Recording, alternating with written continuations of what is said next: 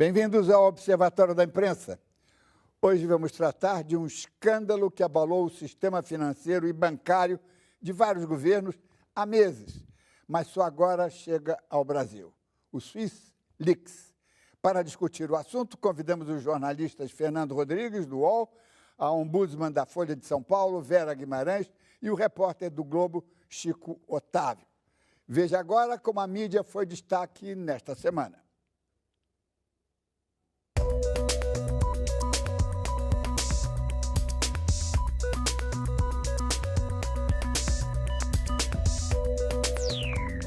Demorou, mas valeu. Depois do longo suspense protagonizado pelo procurador-geral, Rodrigo Janot, e em seguida pelo ministro do Supremo, Teori Zavascki, já sabemos os nomes dos parlamentares, governadores e políticos que podem ser investigados tanto nas cortes superiores como na primeira instância. O suspense não foi mais longo porque no início da semana passada, o Globo, a Globo News e o Jornal Nacional da Rede Globo divulgaram um duplo vazamento. Os presidentes do Senado e da Câmara, Renan Calheiros e Eduardo Cunha, faziam parte da lista de implicados e, além disso, já haviam sido avisados. Como e onde foi quebrado o sigilo não se sabe e talvez nunca se saberá, mas os veículos não beneficiados pelo furo ficaram irritados com a preferência dos vazadores, sobretudo a Folha de São Paulo, talvez o jornal de mais prestígio no país. O tratamento desigual e injusto teve o mérito de insinuar uma rachadura no monolitismo da nossa mídia. Em última análise, a quebra da isonomia favoreceu um racha na mídia, primeiro passo para que possamos alcançar um mínimo de pluralismo e diversidade. Agora que os ditados populares ficaram na moda, vale lembrar que há males que vêm para o bem.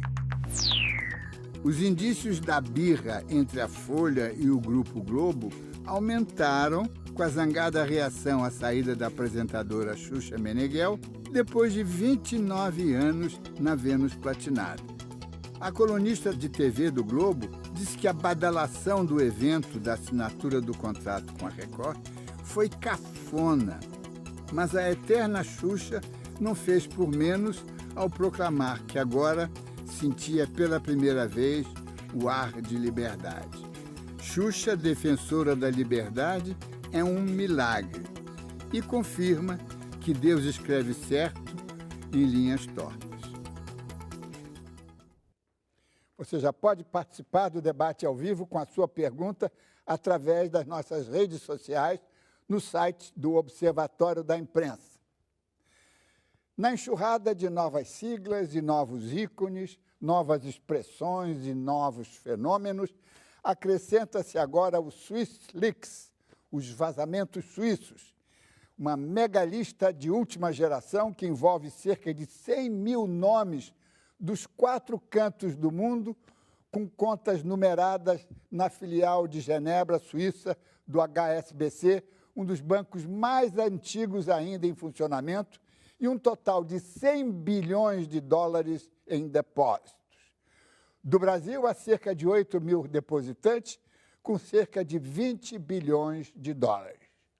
A mídia entra nessa história porque o mega vazamento, depois de ter sido oferecido ao governo do Líbano, acabou caindo nas mãos das autoridades francesas e, em seguida, entregue ao mais respeitado jornal francês, o Le Monde. A decisão de publicar ou não publicar a lista gerou uma grave crise interna dentro do jornal. O comitê de redação, evidentemente, foi favorável à divulgação. Os 3 grandes acionistas foram contra, mas nos estatutos do jornal estipula-se que os acionistas não podem interferir no conteúdo do jornal. Ganharam os jornalistas. O Le Monde publicou a relação de contas, apesar das ameaças do HSBC de cortar a publicidade nos veículos considerados hostis.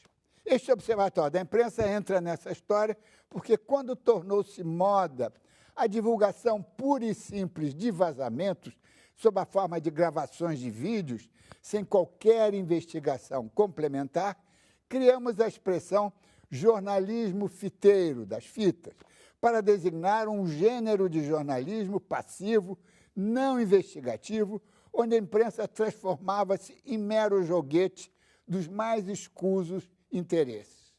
No caso do Swiss Leaks, os desdobramentos encaminharam-se na direção inversa do jornalismo fiteiro. A lista original foi entregue a um consórcio internacional de 140 jornalistas independentes, espalhados por 45 países, incumbidos de proceder às inquirições rigorosas antes de publicar os nomes. No Brasil, num primeiro momento, a tarefa coube ao jornalista Fernando Rodrigues, até o ano passado articulista da Folha de São Paulo e um dos fundadores da ABRAGE, Associação Brasileira de Jornalismo Investigativo. Acontece que, numa sociedade democrática, as coisas não são e nem devem ser lineares. Há uma corrente de jornalistas favorável à publicação indiscriminada dos nomes de todos os depositantes brasileiros, alegando que a utilização de uma conta numerada é, em si, prova de uma tentativa de subtração de algum ilícito fiscal ou penal. Já outra corrente alega que ter conta no exterior não é proibida por lei. Há que separar o jogo do trigo. Por isso, nos 342 correntistas brasileiros que estão sendo examinados, 31 são empresários do setor de transporte público do Rio de Janeiro, sobretudo ônibus, e outros 13 são empresários de outros negócios, sendo que 8 do grupo Queiroz Galvão, investigado na Operação Lava Jato. Repetimos o nosso antigo refrão: este observatório não é tribunal, não sentencia, ao contrário, quer estabelecer dúvidas, fazer pensar. A dúvida é que aciona o debate. Então, vamos ao debate. O histórico roubo de dados de milhares de contas do HSBC em Genebra veio à tona quando o jornal Le Monde, em parceria com o consórcio de jornalistas investigativos, divulgou informações das contas secretas. Desde o ano passado, jornalistas de 45 países estão filtrando e apurando mais de 100 mil fichas de 203 países desviadas do Private Bank na Suíça, em 2008, pelo ex-funcionário Hervé Falciani. As contas se referem a um período de 2006 e 2007 e são avaliadas em mais de 100 bilhões de dólares. Entre os correntistas estão empresários, políticos e até criminosos. Parte desses clientes se aproveitou para burlar o fisco ou lavar dinheiro ilegal. No Brasil, são mais de 6 mil contas, envolvendo 8 mil clientes.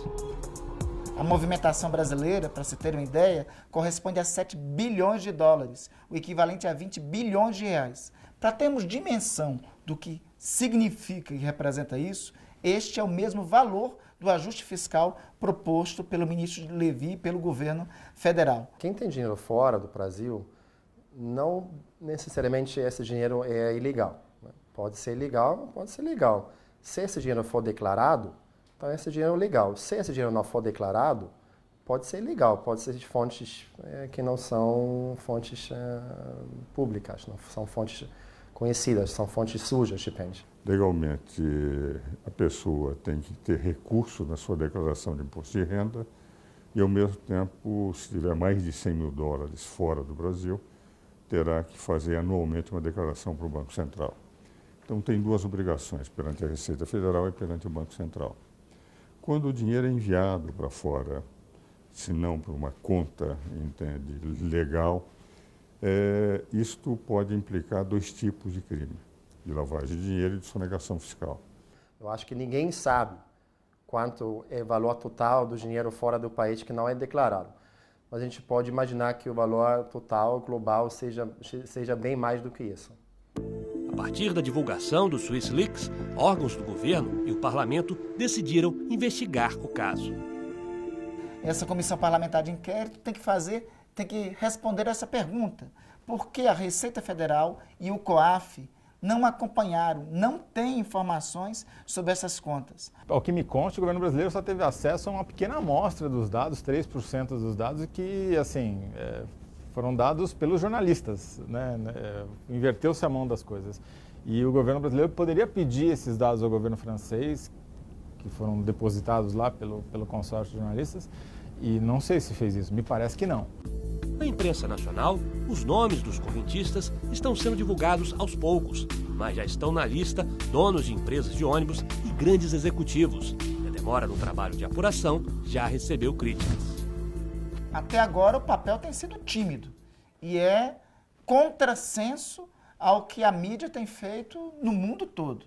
Na Europa, esse caso teve uma repercussão maior porque também os governos locais tiveram uma atitude mais proativa para tentar descobrir se aquilo ali era ilícito ou não e fizeram as suas próprias investigações. Me parece que no caso brasileiro isso está muito atrasado. Se não houvesse o ICIJ, a gente não teria acesso, muito provavelmente, a esses dados dos chamados Swiss Leaks. Ou o vazamento não aconteceria, porque, enfim, não teria um canal para distribuir, ou teria sido vazado à maneira do Wikileaks, que seria colocar tudo lá para qualquer um fazer o que quisesse. Na Europa, a revelação de contas secretas do Banco Suíço mobiliza os jornalistas desde o ano passado, quando Le Monde publicou os nomes dos correntistas. De Genebra, a correspondente Débora Berlin comenta o assunto.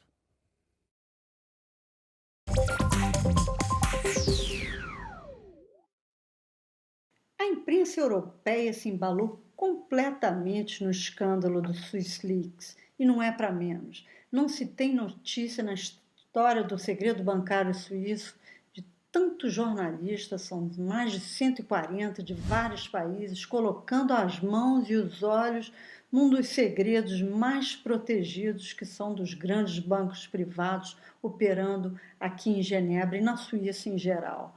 O Le Monde, que foi o jornal que primeiro revelou as contas do HSBC, tem publicado mais de um artigo por dia com inúmeras revelações. Os jornais suíços criaram até um site, o swissleaks.net, também com vários artigos abordando todos os aspectos do escândalo. Mas o Swiss Leaks tem provocado também um estrago em alguns setores da imprensa. Um dos jornalistas mais célebres do jornal inglês The Telegraph, por exemplo, pediu demissão, denunciando que o seu jornal estava censurando as matérias desfavoráveis ao HSBC ou qualquer matéria relacionada ao Swiss Leaks. E o motivo é simples: o HSBC é um grande anunciante do The Telegraph. O HSBC não escondeu isso, dizendo que, de fato, está cortando o anúncio em todos os veículos de imprensa na Europa que o banco considera como hostis, para usar o termo que o próprio banco usou. Fernando Rodrigues, muito obrigado por comparecer aqui, nos dar participar dessa informação, muito mais do que um debate. E eu queria que você, se precisar, complementasse o pequeno histórico que nós montamos para que o telespectador se enfrone nessa questão. Para mim, isso é essencial, sobretudo porque, como você sabe, a gente já brigou muito, o observatório, o site, o programa, sempre reclamou desses vazamentos indiscriminados, em que o jornalista cruza os braços, recebe alguma coisa pronta, não é, uma fita, e manda desgravar e publica. E agora nós temos um grupo de escola da imprensa internacional, 140 jornalistas, examinando caso por caso, para poder separar o que se chama, né, vulgarmente, do joio do trigo. Queria que você explicasse esse processo todo. Muito boa noite, Diniz. Boa noite aos meus colegas.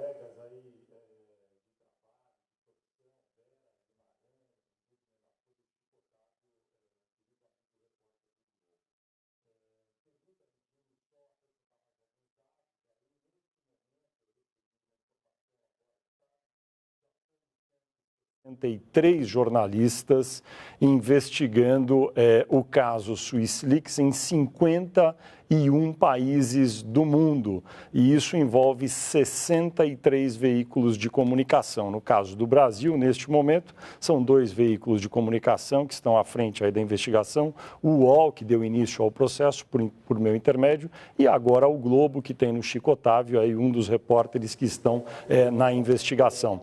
E a respeito dessa atitude em relação a informações que vazam, eu acho importante, Dini, sempre ressaltar que existem desde sempre, desde quando os vazamentos nem ocorriam por meio de fitas ou arquivos digitais, lá atrás eram documentos em papel, sempre houve jornalistas que não investigavam e publicavam qualquer coisa. Hoje também existem e sempre haverá.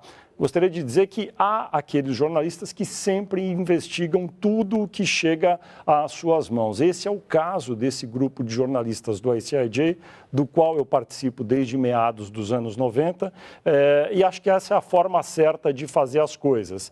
E para concluir essa minha intervenção inicial, gostaria de dizer que nenhum, é importante dizer, dos 63 veículos de comunicação no planeta Terra que hoje investigam esse caso, e nenhum dos 163 jornalistas envolvidos publicou a lista de maneira indiscriminada e não publicou nunca nenhum nome sem antes investigar o que havia por trás.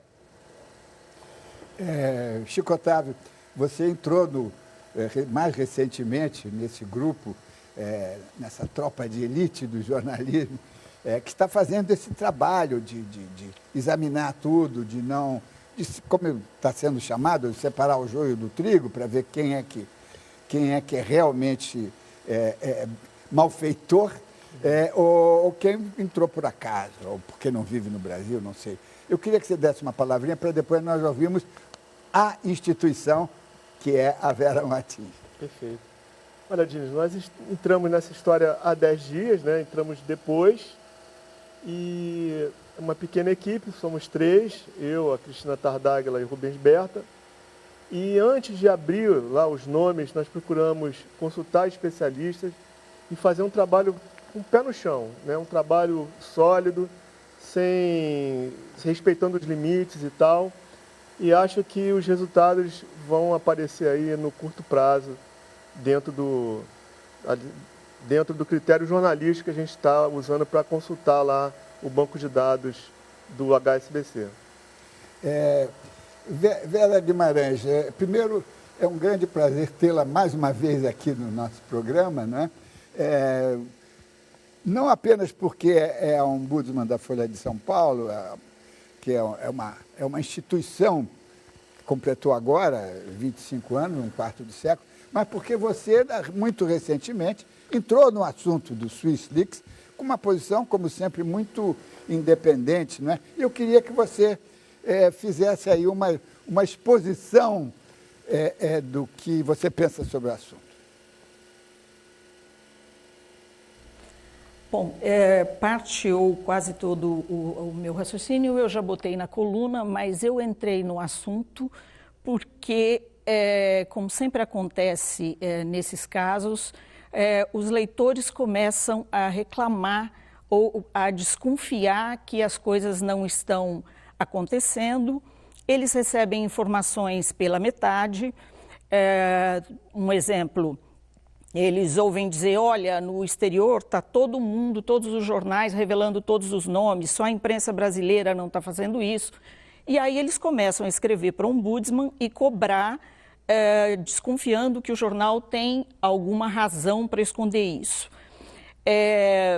Eu não diria que 100% dos casos eles estão errados, mas a verdade é que é da natureza do jornal dar furos e levar furo.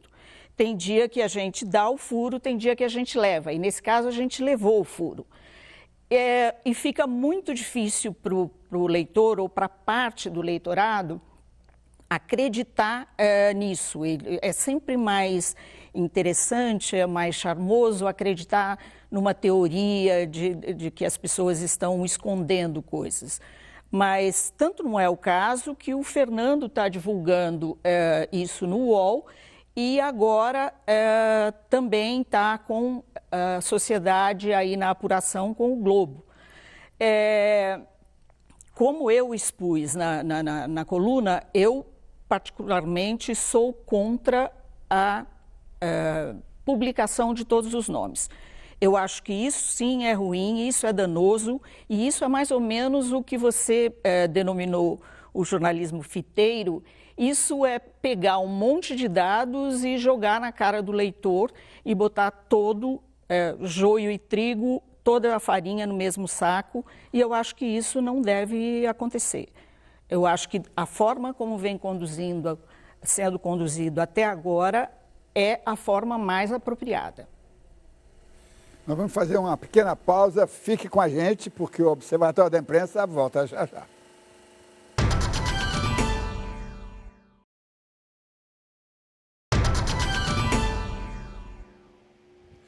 Estamos de volta com o Observatório da Imprensa, que discute o jornalismo investigativo a partir do SwissLeaks. Nos últimos anos, denunciantes de perfis distintos se arriscaram ao vazar informações para a mídia. O denunciante da vez é o franco-italiano Hervé Falciani, responsável pelo maior vazamento de dados bancários da Suíça. Em 2008, o ex-funcionário do HSBC roubou as informações de milhares de contas do Private Bank e tentou vender para governos europeus. Investigado, foi detido pelas autoridades suíças. Logo depois de liberado, fugiu para a França e passou os dados para o governo francês. Em 2012, depois de escapar mais uma vez da polícia, foi preso na Espanha e solto após a justiça concluir que ele estava colaborando com as investigações fiscais e demonstrando atitude positiva, embora não tenha ficado livre do Ministério Público Suíço. Em 2013, Edward Snowden, ex-funcionário da Agência de Segurança Americana, ficou célebre ao revelar documentos secretos da NSA. Depois de roubar documentos que comprovavam escutas telefônicas de americanos e estrangeiros pela agência, ele fugiu para Hong Kong. Lá, com a ajuda de jornalistas, ele revelou o conteúdo para a imprensa. A fama chegou junto com a acusação de espionagem pelos Estados Unidos. Snowden foi obrigado a continuar fugindo. Depois de negociação com vários países, conseguiu asilo político na Rússia, onde permanece até hoje.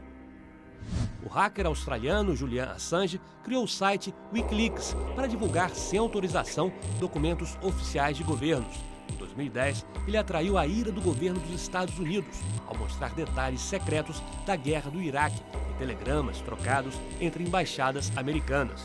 No mesmo ano, ele foi acusado de assédio sexual na Suécia e desde 2012 encontra-se asilado na Embaixada do Equador em Londres para escapar da extradição. Fernando Rodrigues, o assunto está despertando um interesse inusitado entre os nossos telespectadores e pelo Facebook já tem aqui uma pergunta.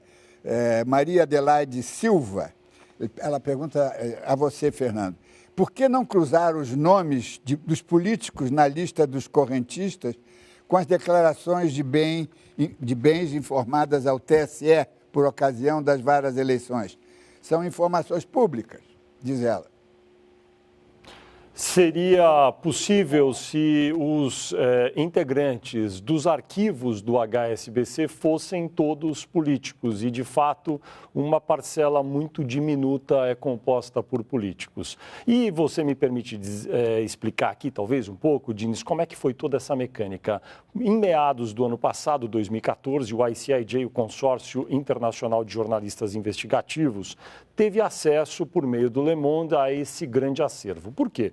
O Le Monde recebeu os dados, conseguiu obter os dados, não é que recebeu, depois de muito trabalho teve acesso, só que daí percebeu o seguinte, como um jornal francês investigaria mais de 100 mil nomes pelo mundo todo? Seria impossível. Daí compartilhou com o ICIJ, para quê? Para que cada país tivesse os seus jornalistas que pudessem iniciar essa investigação. Isso se iniciou no ano passado e a primeira fase da apuração foi, inclusive, interpretar os dados, porque as pessoas acham que há uma lista pronta com nomes em ordem alfabética e valores. Não existe nada disso. São milhares, centenas de milhares de fichas individuais que tiveram que ser processadas, muitas vezes manualmente, para produziu uma lista para cada país dos correntistas que tinham a ver com esses países. A partir daí começou a apuração. No caso do Brasil, no final do ano passado, já havia uma lista preliminar de cerca de 3% dos nomes. O que um jornalista responsável faria?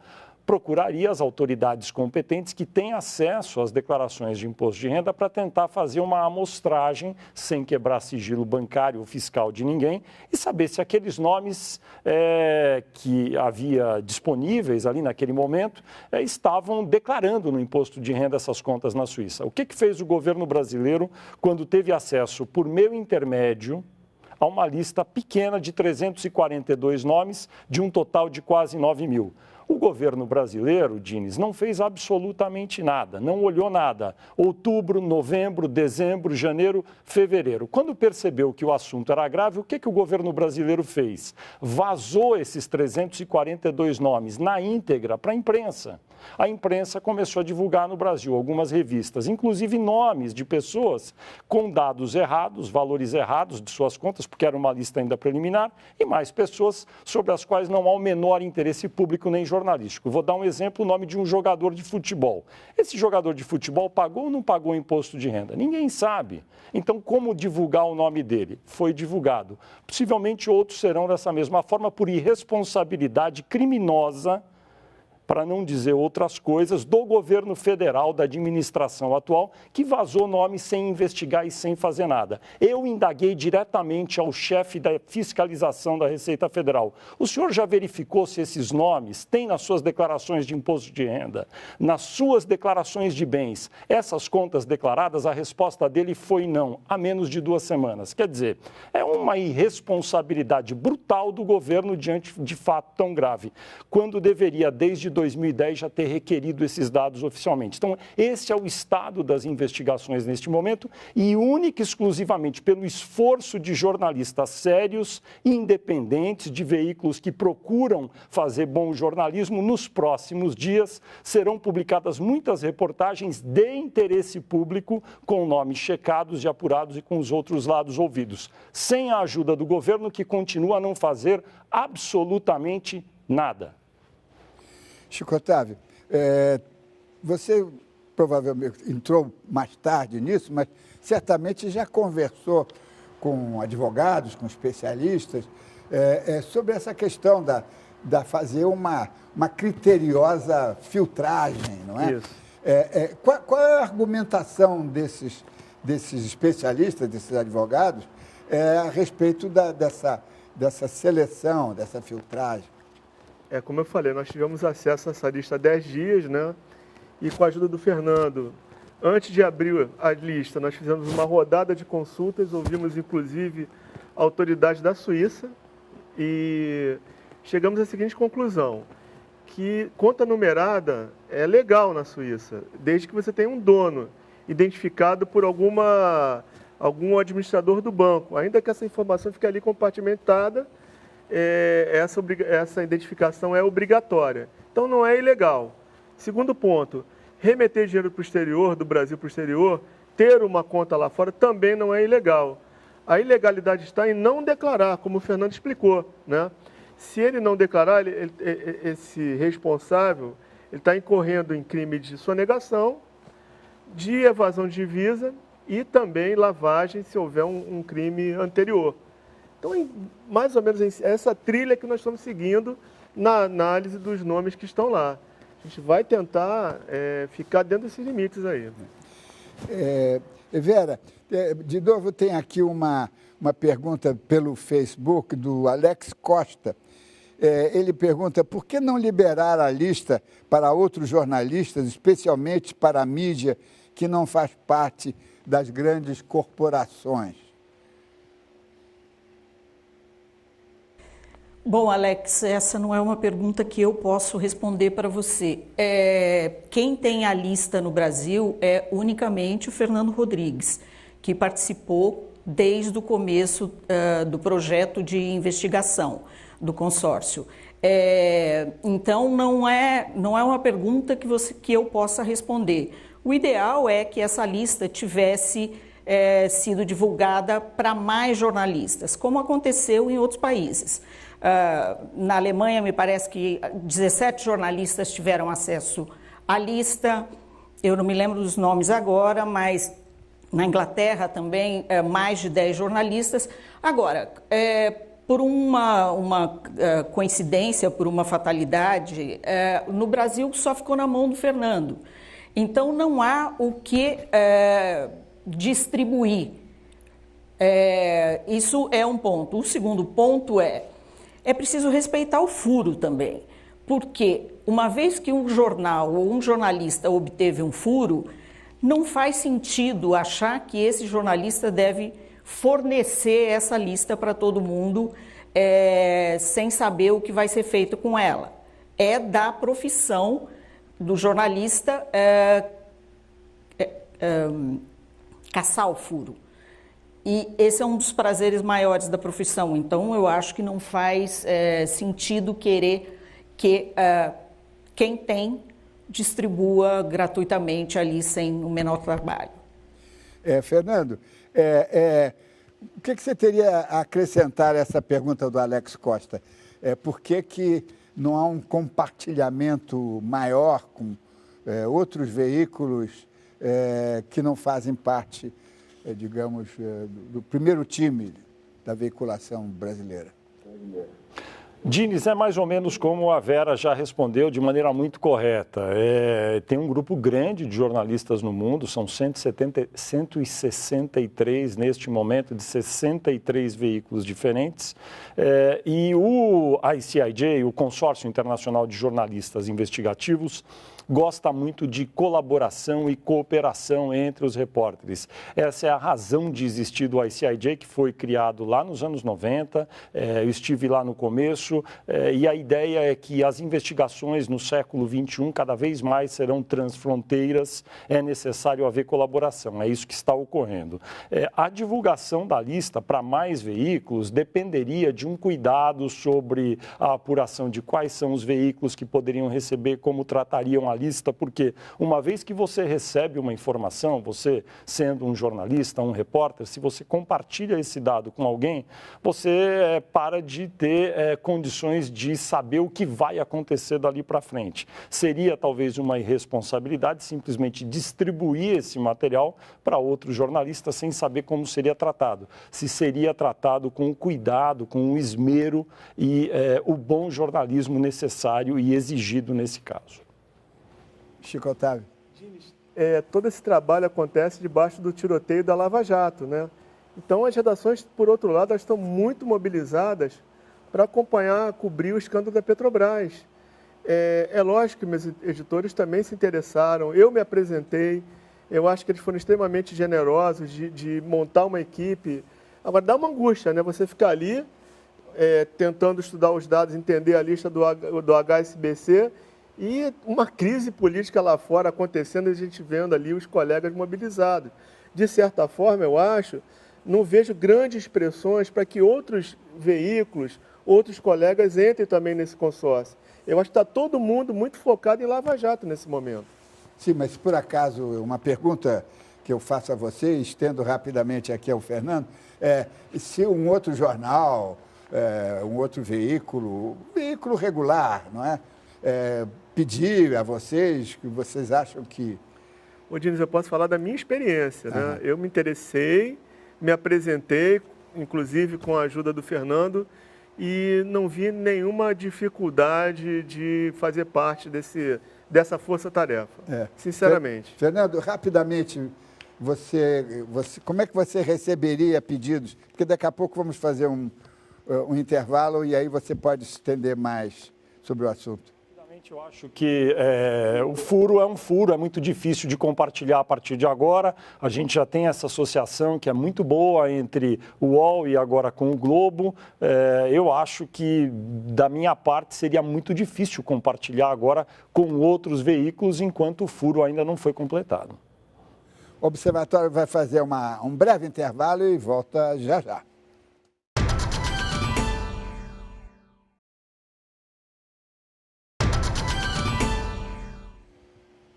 O Observatório da Imprensa está de volta com o programa que hoje debate o escândalo das contas do HSBC na Suíça. Vera, Eu acho que nós deixamos passar um pouquinho um assunto que valia a pena retomar, que foi aquela vinheta que fizemos no segundo bloco, no início, sobre esses 3 vazadores, não é? Os mais famosos, que é o Assange, o Snowden e agora o Hervé Falciani, um nome meio perigoso. E muita gente diz, não, mas o Falciani é um falsário, é um escroque, ele é chantagista, queria vender. Como é que você vê esse julgamento moral do vazador? Isso invalida o que ele tem a dizer? A mesma coisa tem se discutido muito sobre a delação premiada. Às vezes já vi gente dizendo, não, mas esses delatores agora são bandidos, receberam bilhões ou milhões de dólares e de reais e agora, pegos com a boca na botija, eles começam a querer jogar lama no ventilador. Como é que você vê isso, quer dizer, essa tentativa de desqualificar o vazador por razões morais? Eu acho uma bobagem isso. Eu acho que o que importa é a qualidade da informação e não o caráter do informante. Se você obtém a informação, você checa e ela é quente, eu não vejo nenhum problema em dar, é da profissão isso. É assim que se consegue ótimos furos. Mesma coisa da delação premiada. É evidente que todo mundo que está delatando agora tem contas a resolver com a justiça. Mas se a informação que eles estão dando, ela é boa, ela tem que ser dada. Parte-se do princípio que eles têm condições, ou têm que ter condições de provar que essa informação que eles estão dando é segura, é boa. Isso a gente ainda não sabe. A gente não sabe tudo, pelo menos, eu acho que muita coisa vai vir pela frente aí no processo de investigação. Porque o que a gente tem agora é muita informação declaratória, provavelmente muitas dessas coisas têm documentação, mas os jornais ainda não tinham visto. A gente começou a ter uma noção maior na sexta-feira, quando os documentos, os depoimentos foram tornados públicos. E a partir daí tem um longo trabalho pela frente, tanto da Polícia Federal como dos jornais. Fernando, tem aqui mais um telespectador, o Helder Xavier Simões, pelo Facebook. Ele pergunta, quanto tempo mais você, Fernando Rodrigues, precisa para investigar os nomes brasileiros na lista? A investigação está em curso já há algum tempo, toda feita com muito cuidado, com muito critério, e a expectativa é que nos próximos dias essa associação entre UOL e Globo comece a publicar as primeiras reportagens e o final dessa investigação, eu lamento dizer, esse final ainda não pode ser previsto, porque são cerca de 9 mil nomes. Agora, há um esforço muito grande da minha parte, do Bruno Lupion, que me ajuda como repórter no UOL, da equipe que está junto com o Chico Otávio no Globo, para que a gente consiga, nas próximas semanas, a partir talvez já desta, a publicar o que encontramos de principal nessa lista. É necessário dizer, Dines, que dos cerca de 9 mil nomes, não existem mais do que, vamos dizer, 100 ou 200 nomes no máximo que são à primeira vista identificáveis. Então você imagine a dificuldade para descobrir o que são os outros. Isso ainda pode demorar algum tempo. E vai depender também, imagino, com essas revelações da Lava Jato, né? Porque os nomes que vão aparecer do lado de cá têm que ser checados do lado de lá também, não é? Agora, como é que você vê essa reclamação? Porque estou acompanhando já o assunto há algum tempo, né? Digamos, a mídia, assim dita independente, mas alguns especialistas que não trabalham na grande veiculação têm reclamado que esse acesso deveria ser ampliado. Como é que você responde a isso? Diniz, eu respondo como acho que o Chico, a Vera já falou agora no programa.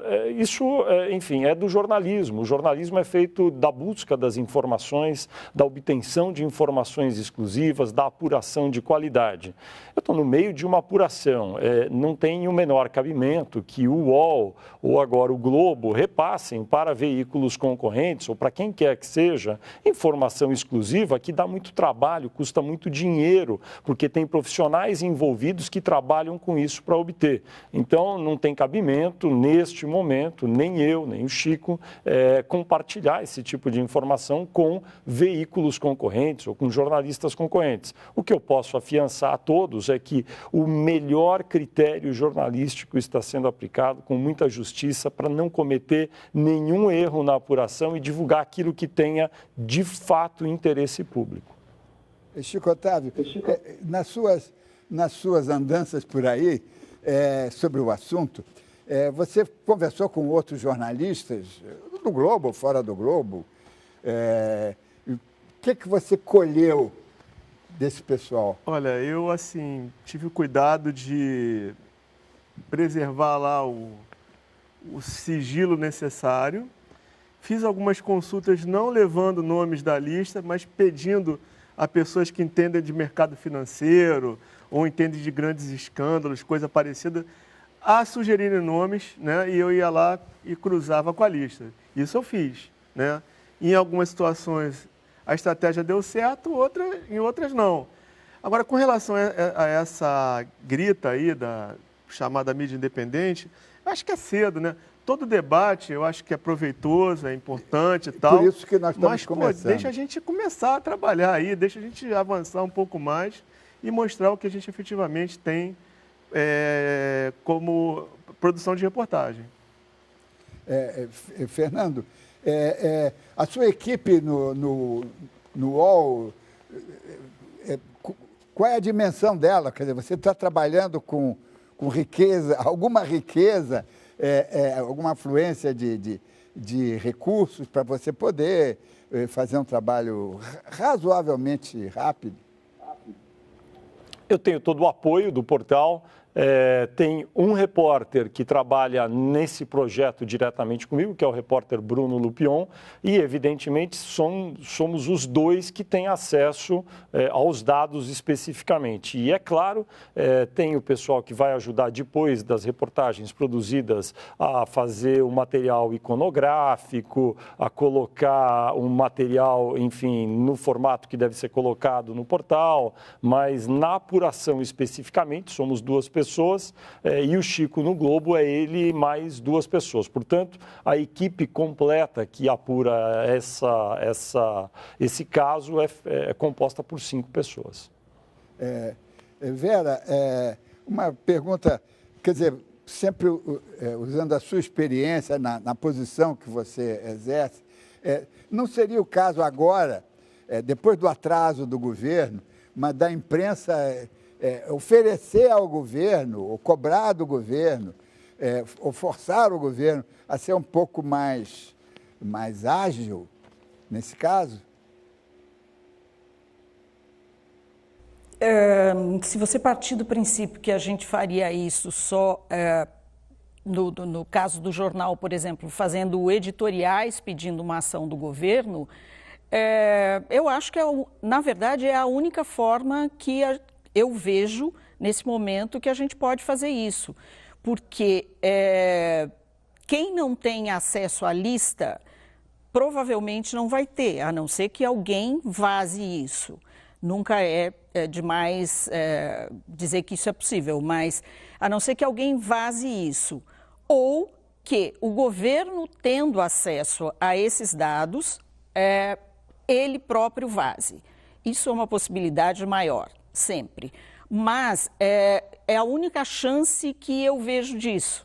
Agora, uma coisa que o Chico falou, que ele tem muita razão. Se o noticiário tivesse em calmaria, todos estariam muito preocupados e voltados para esse assunto. Mas a gente tem um assunto gigantesco e de interesse imediato do eleitorado. Então, eu acho que todas as redações estão e vão continuar muito voltadas para a Lava Jato. Infelizmente, é um assunto mais quente, mais recente e mais diretamente ligado ao leitor brasileiro. Mas e a Lava Jato estima-se que se alongue por mais 1 ou 2 anos, no mínimo, na melhor das circunstâncias, não é? Como é que você vê isso? Eu vejo com angústia. Eu fico, assim, muito empolgado com esses resultados que o nosso trabalho já está produzindo em cima da lista do HSBC, mas confesso que ele queria estar ali na Lava Jato também, né? A gente não pode abraçar o mundo com as mãos, mas eu sei que os colegas ali estão muito empenhados mesmo. Agora, Fernando, uma dúvida aí, um pouco inspirado por teorias conspiratórias, né? O livro do Padura sobre a KGB, não sei o quê. Você não tem medo de sendo detentor desse segredo? Você não tem medo de, sei lá, de alguém tentar se apossar dessa lista, desses nomes? Bom, os riscos sempre existem, não é, Diniz? Agora, todos os cuidados estão sendo tomados, tanto por mim como agora pelo Chico, que também tem acesso. Nós só conversamos por meios seguros, que não são telefone celular ou telefone fixo, não passamos e-mail sobre esse assunto, temos um sistema criptografado que eu não vou detalhar aqui, evidentemente, para que também não saibam. Então, todos os cuidados são tomados. E sobre alguém, eventualmente, conseguir ter acesso e querer destruir os dados, isso não existe, porque os dados estão guardados em vários lugares, a lista, na verdade não é uma lista, o acervo completo dos dados estão todos guardados com a ICIJ, então todos os cuidados estão sendo tomados. Agora, de fato, o risco de vazamentos, como a gente sabe, existem esses riscos, o que nós podemos fazer é nos precavermos ao máximo para que isso não ocorra. Fernando, deixa eu aproveitar, estamos quase em cima da hora, mas e na França, quer dizer, a publicação pelo Monde resultou em quê? Então, em vários países já foram divulgadas reportagens, como no Brasil também já foram. Inclusive, me deixa até mencionar uma coisa. Você imagine se fosse em Nova York, em Paris ou em Londres, que o sistema público de transporte de baixa qualidade, que todo ano pede aumentos maiores, porque os empresários reclamam que as margens são baixas, se descobrisse nesses países que 31 proprietários de ônibus, de empresas de ônibus, têm contas na Suíça. Isso seria um grande escândalo. O governo teria que investigar, daria uma CPI na Câmara Municipal, na Assembleia Legislativa, e no Brasil essa reação não existiu. Agora, no Le Monde, que foi o jornal principal que divulgou, assim como nos outros, não houve divulgação completa. Deixa eu repetir mais uma vez, até para os telespectadores saberem, nenhum veículo de comunicação no mundo divulgou a lista completa. Estão divulgando aos poucos as reportagens que podem ser produzidas de acordo com as regras do bom jornalismo e no tempo devido. Muito bem, estamos chegando ao final desta edição. Quero agradecer a presença em Brasília do jornalista do UOL, Fernando Rodrigues, em São Paulo, da ombudsman da Folha de São Paulo, Vera Guimarães, e aqui no Rio, do repórter e nosso companheiro, Chico Otávio. Na próxima semana, vamos debater o papel do Ministério Público na defesa da sociedade, tanto aqui como na Argentina. E lembre-se, assistindo ao Observatório da Imprensa, pela TV, pelo rádio ou pela internet, você nunca mais vai ler jornal do mesmo jeito. Uma boa noite.